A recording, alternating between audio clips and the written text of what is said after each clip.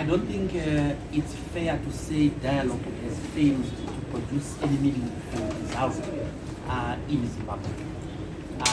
Remember, if we go back to 1980, if you go back to 1979, there was a grueling war of liberation. It ended with the dialogue at Lancaster House. And that dialogue stopped the war, ended the war, and it brought independence. What people then do with the independence, with the newfound space, is a problem of their own.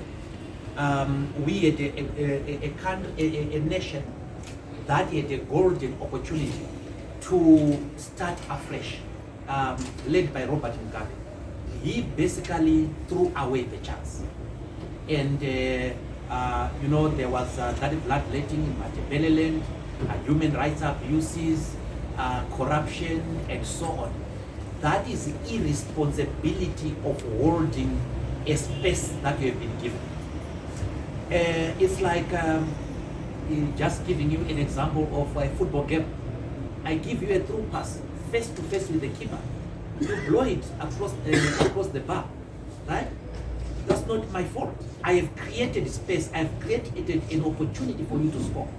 So what dialogue does is that it creates the necessary space which must be used responsibly by the leadership. So you see, 1980, we had independence.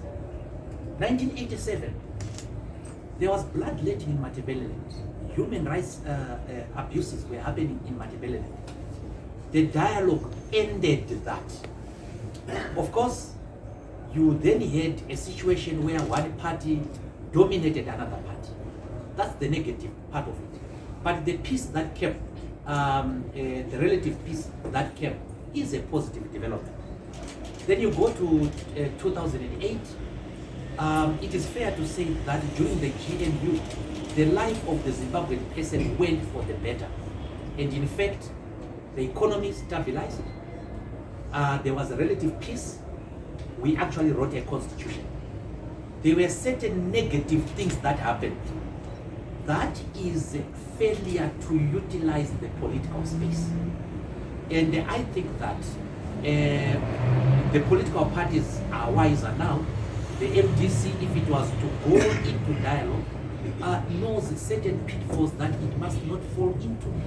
And by the way, when we talk of dialogue, we are not talking necessarily of a government of national unity. A government of national unity is a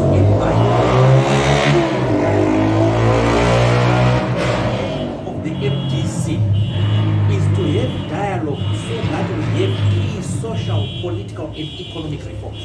That is our reason for dialogue.